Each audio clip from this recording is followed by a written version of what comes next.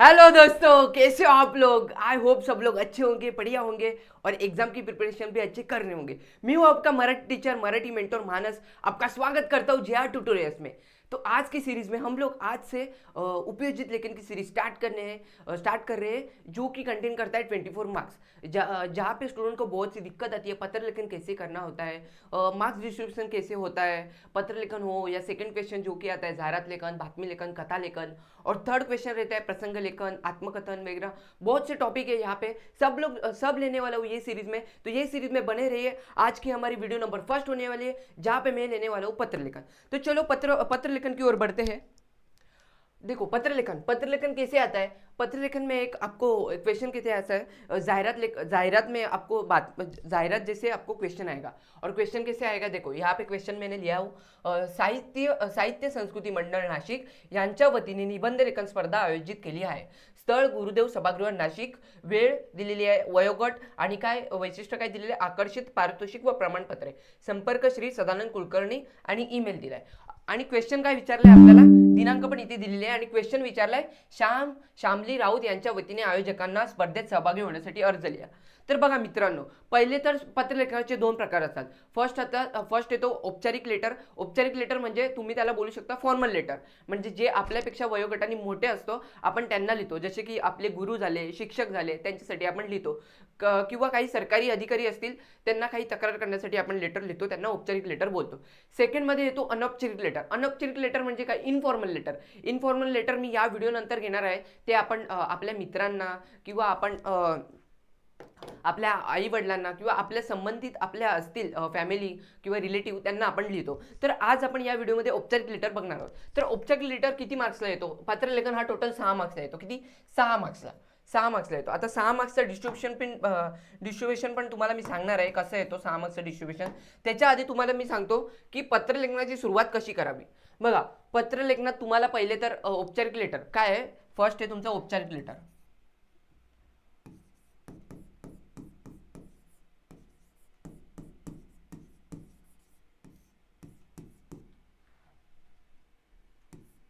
औपचारिक म्हणजे फॉर्मल। औपचारिक म्हणजे फॉर्मल। बघा, पत्रलेखनाची सुरुवात कधीही तुम्हाला म्हणजे जी पत्रलेखनाचा क्वेश्चन असतो ती एक जाहिरातमध्ये असते, त्या जाहिरातीमध्ये तुम्हाला दिनांक दिलेले असते, त्यापासून तुम्हाला सुरुवात करायची। बघा, फर्स्ट तर तुम्हाला दिनांक लिहायची आहे।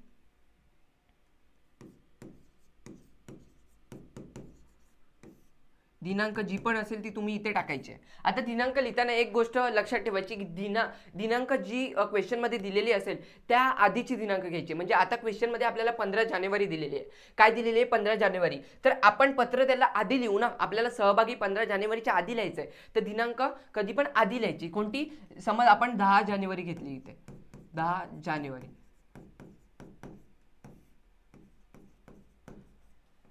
कधी पण लक्षात ठेवा दिनांक कधी घ्यायची, आपल्याला जो पत्रलेखनामध्ये क्वेश्चन मध्ये जी दिनांक असेल त्याच्या एक दिवस आधी, 2 दिवस आधी, 5 दिवस, मग तुम्ही कोणती पण घ्या, पण फक्त त्याच्या आधीची पाहिजे। त्यानंतर तुम्हाला काय लिहायचंय, त्यानंतर तुम्हाला लिहायचंय कंपल्सरी हे लिहायचंय प्रति। काय, प्रति म्हणजे काय, प्रति म्हणजे आपण ज्याला पत्र लिहितो त्याचा पत्ता येतो इकडे, काय त्याचं सगळं जे आहे, जसं की नाव येईल, पत्ता येईल, त्याचं पिनकोड येईल, त्याच्या सिटीचं नाव येईल, ते सगळं। प्रति म्हणजे ज्याचा ॲड्रेस, ज्याला आपण लिहितो पत्र त्याचा ॲड्रेस। इंग्लिश लेटरमध्ये काय करतो आपण, फर्स्ट आपण कोणाचा ॲड्रेस लिहितो, आपला ॲड्रेस लिहितो। पण मराठी लेटरमध्ये आपण काय करतो, पहिले ज्याला आपण पत्र पाठवणार आहे त्याचा ॲड्रेस प्रथमतः लिहितो। तर प्रतिनंतर काय येईल, आपण प्रतिनंतर आपण औपचारिक लेटर लिहितो। औपचारिक म्हणजे काय, फॉर्मल लेटर।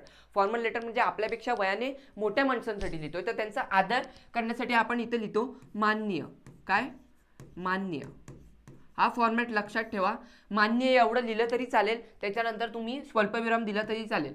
आणि किंवा मान्य, किंवा तुम्ही मान्यच्या पुढे व्यवस्थापक असेल तर व्यवस्थापक, मुख्याध्यापक असेल तर मुख्याध्यापक, जे पण असेल तुम्ही लिहू शकता। आता इथे व्यवस्थापक आहे म्हणून मी व्यवस्थापक लिहितो। तुम्ही हे नाही लिहिलं, तुमचं कन्फ्युजन होत असेल तर तुम्ही एवढं लिहिला आणि इथे स्वल्पविराम दिला तरी चालेल। मान्य व्यवस्थापक। व्यवस्थापक नंतर आपल्याला काय लिहायचं आहे, व्यवस्थापक नंतर आपल्याला लिहायचं आहे, समज पत्रामध्ये आपल्याला नाव दिलं असेल तर, नाव दिलंय का आपल्याला पत्रामध्ये, बघा आपल्याला जाहिरातीमध्ये नाव दिलेलं आहे, काय नाव दिलेलं आहे? संपर्क श्री सदानंद कुलकर्णी. कोणाशी संपर्क करायचे? सदानंद कुलकर्णीशी संपर्क करायचा. आपल्याला नाव लिहायचं आहे तिथे. काय लिहायचं आहे? नाव लिहायचं आहे तिकडे. तर काय येईल तिथे? नाव येईल सदानंद कुलकर्णी. काय? श्री सदानंद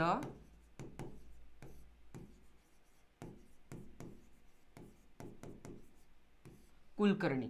आता यानंतर तुम्हाला त्याचं नाव दिलं असेल, जर जाहिरातीमध्ये नाव दिलं असेल तरच तुम्हाला त्याचं नाव लिहायचं आहे. आणि नावानंतर त्याचा ॲड्रेस आपल्याला कुठून जर दिलेला आहे बघा. ॲड्रेस काय दिलेलं आहे? साहित्य संस्कृती मंडळ नाशिक. मग तो इथे लिहायचा, साहित्य संस्कृती मंडळ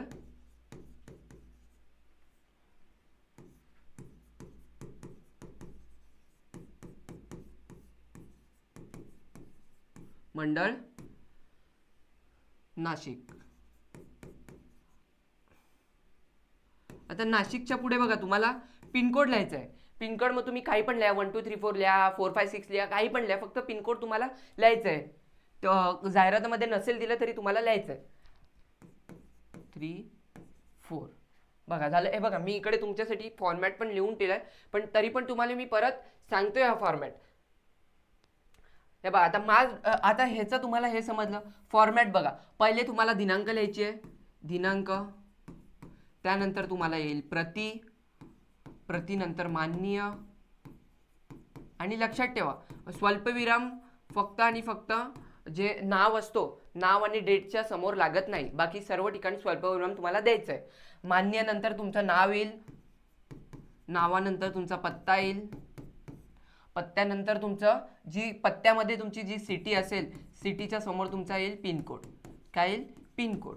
आता यानंतर काय येईल? यानंतर तुमचा येईल विषय कुठून लिहायचा आहे तुम्हाला सांगतो. बघा विषय कुठून लिहायचा आहे? विषय तुम्हाला जो दिलेला आहे क्वेश्चन त्यामधूनच तुम्हाला विषय लिहायचा आहे. आता विषय काय येते? श्यामली राऊत यांच्या वतीने आयोजकांना स्पर्धेत सहभागी होण्यासाठी अर्ज लिहा. आता विषय काय इथे दिलेला आहे की निबंध लेखन स्पर्धा आयोजित केली आहे. तर विषय कसा आपल्याला लिहायचा आहे की निबंध लेखन स्पर्धेत सहभागी होण्यासाठी अर्ज लिहा. म्हणजे आपल्याला काय लिहायचं आहे? निबंध लेखनासाठी सहभागी होण्यासाठी अर्ज. बघा निबंध लेखन स्पर्धेमध्ये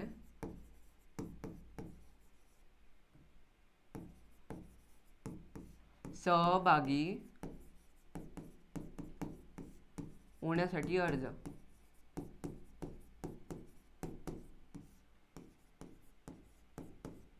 बघा विषय लिहिला आपण. यांच्या वतीने निबंध लेखनाची स्पर्धा आहे आणि आपल्याला काय क्वेश्चन मध्ये विचारले? फक्त सहभागी होण्यासाठी जे पण आहे त्यामध्ये तुम्हाला फक्त अर्ज लिहायचा. मग तोच विषय मध्ये येईल. त्यानंतर आपल्याला काय लिहायचं आहे? हे झालं तुमचं विषय, हा झाला तुमचा पत्ता म्हणजे ज्याचा ॲड्रेस, हा झाला तुमचा विषय. आणि त्यानंतर येतो तुमचा पत्राचा मेन मजकूर. मेन मजकूर म्हणजे काय? पत्रामध्ये तुम्हाला काय विचारले, क्वेश्चनमध्ये काय विचारले आणि तुम्हाला समोरच्या व्यक्तीला काय सांगायचं आहे ते तुम्हाला फक्त लिहायचं आहे. आता इथे काय येईल? पहिले आपण काय सुरुवात करणार?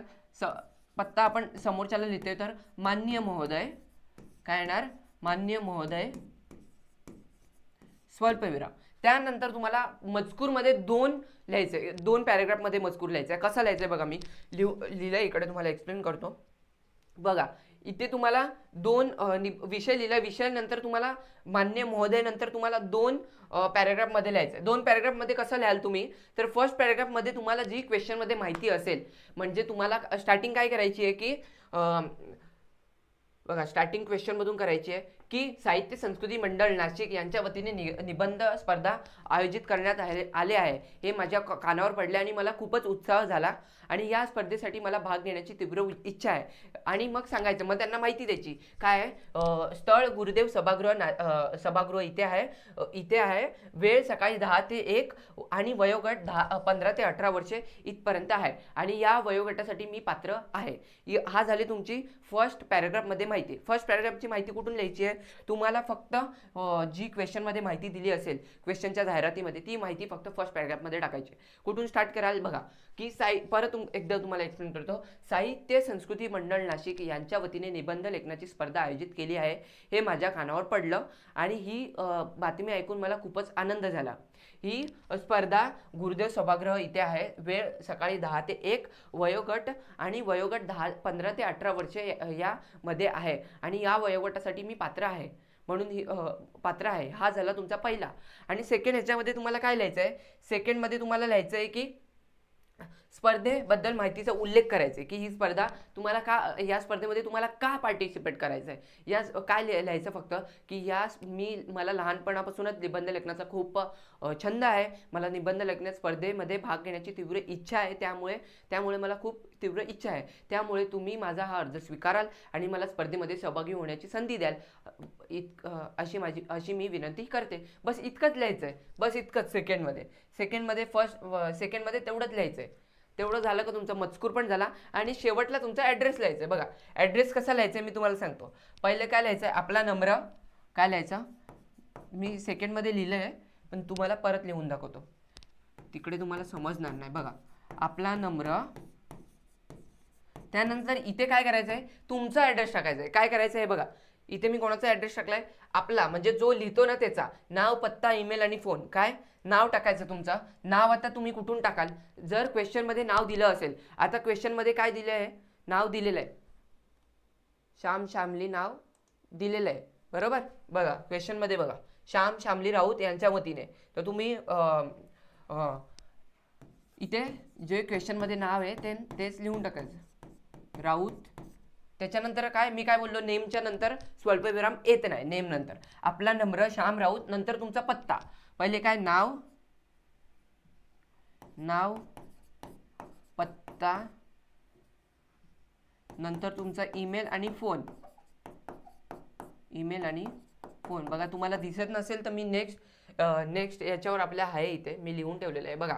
नाव नंतर पत्ता कसा लिहायचा आहे बघा, BSc हे लक्षात ठेवा. BSc म्हणजे काय, आणि हा BSc तुम्ही कधी यूज कराल, हा जी ट्रिक सांगतोय ती कधी यूज कराल, जेव्हा आपला शेवटला आपण पत्ता लिहितो त्यामध्ये यूज करायची आहे. बघा फर्स्ट बी म्हणजे काय, बिल्डिंगचं नेम. पहिले तुमचा बिल्डिंगचा नेम लिहायचा आहे, म्हणजे तुम्ही कोणत्या बिल्डिंगमध्ये राहता. आता समज तुम्ही लिहिलं इथे काय श्याम अपार्टमेंट लिहिलं, त्यानंतर काय लिहायचं, एरिया. श्याम अपार्टमेंट कोणत्या एरियामध्ये येतो, शारदानगरमध्ये येतो, मग तो लिहायचा. आणि त्याच्यानंतर काय सिटीच्या पुढे मी तुम्हाला काय ट्रिक सांगितली, सिटीच्या पुढे तुम्हाला पिनकोड लिहायचाच आहे, म्हणजे एक्झामिनर तुमचे मार्क्स कट करत नाही. आता इथे नाशिक आणि त्याचा पिनकोड नंतर ईमेल लिहायचा. ईमेल तुमचा स्वतःचं नाही टाकायचं, ओरिजिनल कधीच काय टाकायचं नाही.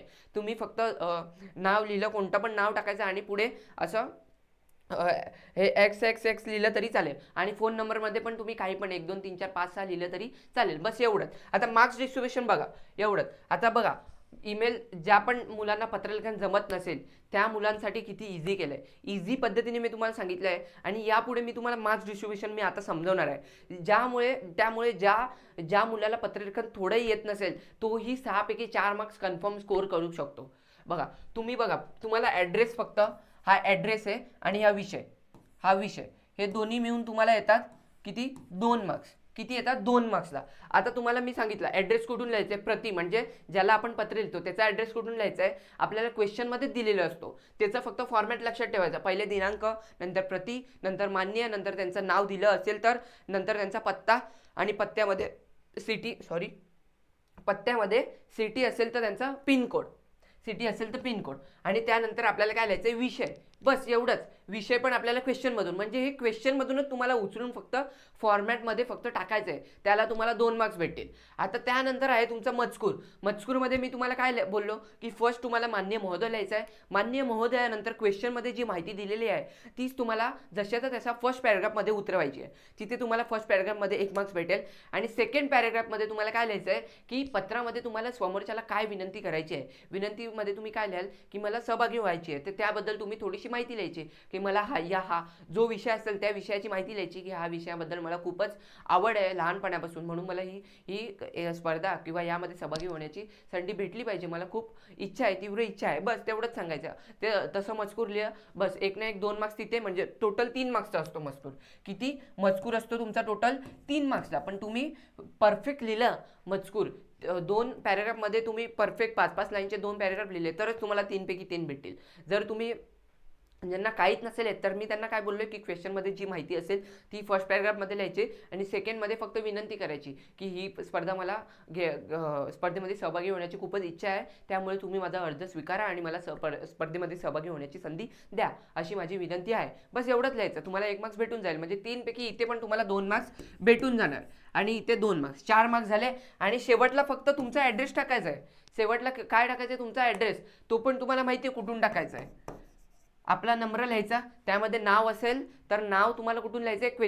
क्वेश्चनमध्ये नाव दिलं असेल तर त्यामधूनच नाव लिहायचं आहे आणि बाकी नाव पत्ता जे तुम्हाला येईल ते लिहायचं आहे. फक्त व्हॅलिड असलं पाहिजे. व्हॅलिड म्हणजे काय? तुम्ही काही पण नंबर वगैरे टाकाल, पत्त्यामध्ये नंबर वगैरे टाकाल तर नाही चालणार. पत्त्यामध्ये तुमचा पत्ता असेल तोच पत्ता टाकायचा आहे. बरोबर, तेच झालंय. बस एवढंच. 6 पैकी 4 मार्क्स तुमचे, म्हणजे 6 पैकी 4 पण नाही, 5 मार्क्स तुमचे मी कन्फर्म केले. ज्याला थोडंही काय नसेल येत ना, बघा 2 मार्क्स इथून, 2 मार्क्स इथून आणि 1 मार्क्स इथून, ज्याला काहीच नसेल येत ना त्यांचेही 5 मार्क्स मी फिक्स केलेत या पत्रलेखनामध्ये. म्हणून ही व्हिडिओ नंतर तुम्ही घरी जाऊन एकदा प्रॅक्टिस करा, व्हिडिओ पुन्हा बघा किंवा याचा तुम्ही स्क्रीनशॉट घेऊन ठेवा. हे बघा, याचा मी तुम्हाला इथे डिटेलमध्ये तुम्हाला मार्क्स डिस्ट्रीब्युशन इथे पण सांगितलं, तिथे पण सांगितलं आणि इकडे ट्रिक्सचं पण लिहिलंय. आणि बघा इथे पॅराग्राफमध्ये तुम्ही क्वेश्चन माहिती फर्स्ट पॅराग्राफमध्ये, सेकंडमध्ये स्पर्धेबद्दल माहिती, हे सगळं लिहिलंय. याचा तुम्ही स्क्रीनशॉट लिहा आणि घरी जाऊन 2 जे प्रिव्हियस इयरचे आहेत पत्र त्याची तुम्ही प्रॅक्टिस करा. त्या सराव केल्यानंतर तुम्हाला आपोआप समजेल की किती इझी आहे पत्रलेखन. तुम्ही ही व्हिडिओ बघितल्यानंतर तुमचे 5 मार्क्स तुम्ही पत्रलेखनामध्ये एक्झाममध्ये लिहूनच याल. तर आजची व्हिडिओ आपण इथे स्टॉप करत आहे. नेक्स्ट व्हिडिओमध्ये मी तुम्हाला सांगणार आहे ज्यांना औपचारिक लेटरमध्ये प्रॉब्लेम येतो त्यांना अनौपचारिक लेटर कसं लिहायचं ते मी तुम्हाला नेक्स्ट व्हिडिओमध्ये सांगणार आहे. आजची व्हिडिओ इथे स्टॉप करू, भेटूया नेक्स्ट व्हिडिओमध्ये. तिथपर्यंत बाय बाय, टेक केअर.